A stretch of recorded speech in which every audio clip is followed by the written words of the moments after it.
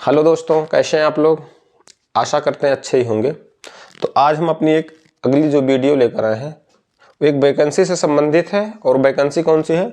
UP की आंगनबाड़ी भर्ती। ये भर्ती काफ़ी टाइम से रुकी हुई थी और अभी ये भर्ती आने वाली है। रुकी थी उसका रीज़न जो बताया जाता, शायद EWS रिजर्वेशन, ऐसे कुछ रीज़न रहा होगा जिनकी वजह से काफ़ी टाइम से रुकी थी। वो भर्ती अभी आने वाली है, जो कि न्यूज़ पेपरों के माध्यम से गवर्नमेंट ने ये लोगों को बताया है। तो उसी के बारे में हम भी चर्चा कर लेते हैं कि क्या है, कैसे है। तो सबसे पहले ये जान लेते हैं आंगनबाड़ी होते कौन है। आंगनबाड़ी अगर जो लोग गांव में रहते होंगे वो अच्छे से समझ जाएंगे। क्यों समझ जाएंगे? क्योंकि गांव में ये ज़्यादा दिखती हैं। दिखती क्यों है? क्योंकि गांव में आप देखते होंगे प्राइमरी पे ये लोग, इनका मुख्य सेंटर जो होता है, कहीं कहीं पे आंगनबाड़ी केंद्र ही बना हुआ है और कहीं कहीं प्राइमरी में ही एक आंगनबाड़ी केंद्र टाइप का एक इनको रूम मिला होता है। उसमें भी मतलब उनका मुख्य जो स्थान होता है जहाँ पे इनकी नौकरी होती है वहीं पर रहती हैं। इनका मुख्य रूप से जो कार्य होता है उसके बारे में अभी हम टॉपिक पे चर्चा करेंगे। अब थोड़ी वैकेंसी के बारे में जानकारी हम कर लेते हैं। वैसे इनका जो भी ये वैकेंसी आ रही है, इसमें जो कुल पद बताए जा रहे हैं वो 51,000 के आसपास है। 51,000 ये लगभग की वैकेंसी है। ठीक। दूसरी चीज आती है कि जब ये कार्य करती हैं इनको सैलरी, वेतन या मानदेय कितना मिलता है। ठीक। मानदेय कितना मिलता है? ये आंगनबाड़ी में 3 प्रकार की वैकेंसी आ रही है। जैसे कि सबसे पहला जो हो जाता है आंगनबाड़ी कार्यकर्ता। आंगनबाड़ी कार्यकर्ता ये जो है, इनका जो सैलरी है या मानदेय है वो कितना होता है? 7500 रुपये। उसके बाद दूसरा नंबर आता है कि इनका मिनी आंगनबाड़ी कार्यकर्ता। इनका जो वेतन होता है वो 6,000 रुपये होते हैं। फिर उसके बाद जो नंबर आता है सहायिका का। सहायिका, इनका जो वेतन होता है 3750 रुपये। ये इस प्रकार से इनका मानदेय का स्ट्रक्चर है। वैसे देखा जाए अगर तो भाई इससे तो बहुत ज़्यादा तो नहीं कुछ किया जा सकता, लेकिन जिस हिसाब से बेरोजगारी है उस हिसाब से एक ग्रामीण महिला का जो है एक होता है कि एक आर्थिक एक छोटी सी मदद मिल जाती है उनके जीवन में इन पैसों से, जो मंथली बेस पे मिलते हैं।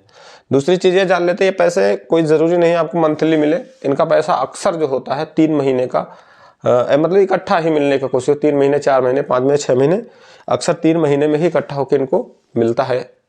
3 महीने का इकट्ठा वेतन इनको मिल जाता है। दूसरी चीज़ है इनकी उम्र क्या होगी। जो भर्ती आ रही है इनकी उम्र क्या होगी। इनकी उम्र जो है 18 से 35 होने वाली है। उसके बाद उसमें बहुत सारी चीज़ें हैं, उम्र घट बढ़ सकती है। घट बढ़ने का मतलब नॉर्मली तो उम्र इतनी ही है, लेकिन केसेस जैसे रिजर्वेशन या और चीज़ों के बारे में भी कोई विशेष रूप से कोई नोटिफिकेशन में बताया नहीं गया है। इसका कोई जैसे अगर एक कोई नोटिफिकेशन आता है तो उसमें सारी चीज़ों की चर्चा होगी, बट अभी ऐसा कुछ नहीं है।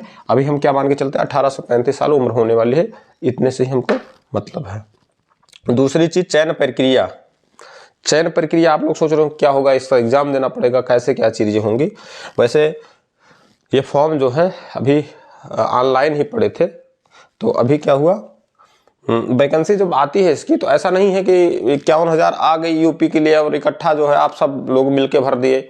जैसे पोर्टल पे होता है यूपी पुलिस की वैकेंसी आ गई तो आपने क्या किया, उठा के सब लोग वेबसाइट पे भर दे, इकट्ठा वैकेंसी चली गई, एग्ज़ाम हो गया, सारी चीज़ें। बट ऐसा इसमें नहीं है। इसमें क्या होता है, डिस्ट्रिक्ट वाइज वैकेंसी आती है।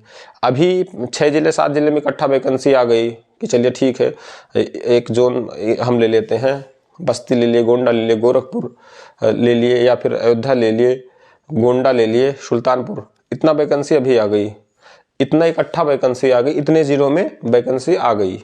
ठीक। ग्राम सभा वाइज भी वैकेंसी होती है। क्यों होती है?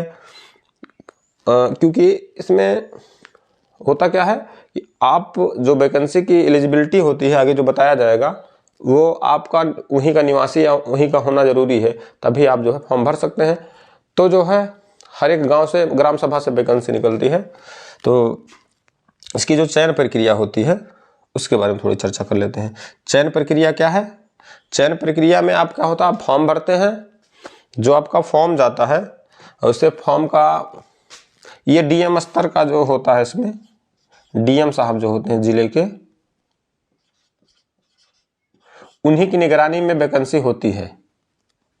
एक चयन समिति बनती है, चयन समिति में डीएम सर जो होते हैं वो क्या करते हैं, उन्हीं की अध्यक्षता में जो समिति बनाई जाती है और उसी में इनका चयन होता है। चयन योग्यता के अनुसार होता है, जो कि हम आगे चर्चा करेंगे। इसमें सीडीओ और एडीएम वगैरह होते हैं। चलिए आगे देखते हैं। चयन प्रक्रिया तो हो गया, अभी योग्यता हम देखते हैं, इनकी योग्यता क्या होनी चाहिए। योग्यता सबसे जो मुख्य योग्यता है वो 12वीं पास है, यानी उनको क्या होना चाहिए, 12वीं पास होना अनिवार्य है। उसके बाद बहुत सारी चीज़ें होती हैं। अभी हमने बताया कि आपका जो है, आप जहाँ के लिए वैकेंसी निकली है वहीं का होना आपका अनिवार्य है, यानी वहीं के आप निवासी हों। दूसरी चीज़ क्या है, वरीयता किनको दी जाती है। वरीयता जो दी जाएगी वो महिलाएं जो तलाकशुदा हों या विधवा हों या परित्याग कर दी गई हों, इन सब केसेस में उनको वरीयता दी जाती है। अब सपोज करिए कि आपकी वैकेंसी कहीं पे निकल जाती है किसी ग्राम सभा में कि चलिए ठीक है, एक पोस्ट आई हुई है या 3 पोस्ट या 2 पोस्ट जो भी हो, तीनों के लिए एक एक है, अगर कहीं पे आ जाती है तो उस केसेज में क्या होता है, जो फॉर्म पड़े होंगे, 4-6 फॉर्म जो होंगे उस ग्राम सभा के, उसमें वरीयता किनको दी जाएगी, जो क्या होंगे, तलाकशुदा होंगे या तो परित्याग की होंगी या तो विधवा होंगी। दूसरी चीज क्या होंगी, वो बीपीएल परिवार से हों, बिलो पॉवर्टी लेवल।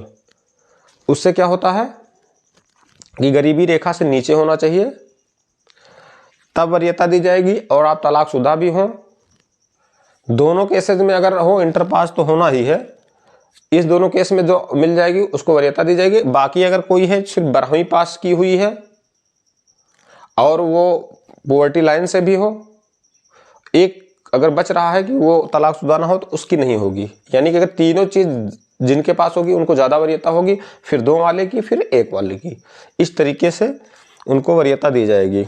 ये तो हो गई योग्यता इनकी। दूसरी चीज का कार्य कहाँ करना है।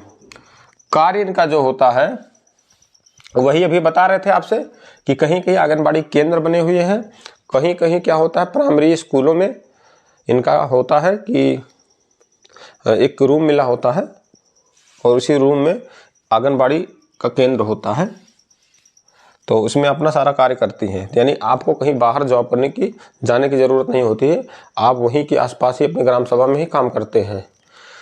दूसरी चीज़ क्या है कि इनका कार्य क्या होता है। कार्य जो इनका होता है वो यही होता है कि जैसे गांव में क्या होता है, यही लोग पता करते हैं कि जो अपने आसपास गर्भवती महिलाएं हैं या और लोग जो होते हैं, छोटे बच्चे हुए जो भी रिसेंटली नवजात बच्चे हैं, उन सब चीज़ों को जैसे गांव में होता नहीं है, पुष्टाहार बांटा जाता, पंजीरी वगैरह, या होता क्या है कि मतलब उनका समझ लीजिए एक इनका काम होता है पूरा लेखा जोखा कि कहाँ कितने बच्चे हैं और उनको क्या ये टीका उका के बारे में जानकारी देना, या और भी गर्भवती महिलाओं की जानकारी जो होती है ये ऊपर तक पहुंचाती हैं। तो यही सब जो होता है, और कुछ दवाइयाँ जो आती हैं, मेडिसिन वगैरह गर्भवती महिलाओं को देने के लिए, तो ये जो है वितरित करती है वहाँ पे। कभी कभी आपने देखा होगा कि जो आंगनबाड़ी में होती है उनके यहाँ क्या आता है, सूजी पंजीरी के पैकेट आते हैं जो कि लोगों को बांटते हैं बच्चों को, तो वही होती है आंगनबाड़ी। यही सब कार्य इनका होता है। तो इसके बारे में जो है वैकेंसी का अनाउंसमेंट तो हो गया, आने वाली है, बट रिसेंटली आ जाएगी वैकेंसी, तो आप जो है अभी से तैयारी कर सकते हैं। यानी कि अगर योग्यता हो तो आप जान सकते हैं। तैयारी का क्या, उसमें कोई एग्ज़ाम थोड़ी ना होना है, बट ये है कि आप जो है कुछ क्राइटेरिया होती हैं, जैसे कि अब इसमें कास्ट सर्टिफिकेट हुआ या कम में जैसे 36,000 के आसपास जो आपका इनकम सर्टिफिकेट होना चाहिए। तो इन सब चीज़ें जो हैं वो सब आपके कंप्लीट होनी चाहिए, तो अभी से वो रेडी रख सकती हैं। वैसे ज़्यादातर क्या होता है कि 6 महीने के अंदर का ही ये सब डॉक्यूमेंट होना चाहिए जो इनकम और सर्टिफिकेट वगैरह है, तो इसी के अनुसार जो है आप देख सकते हैं। तो ये सिर्फ हमारा मकसद था आपको जानकारी देना। अगर वैकेंसी से रिलेटिव कोई और अपडेट आती है तो हम ज़रूर आपको सूचित करेंगे। और इसी के साथ धन्यवाद।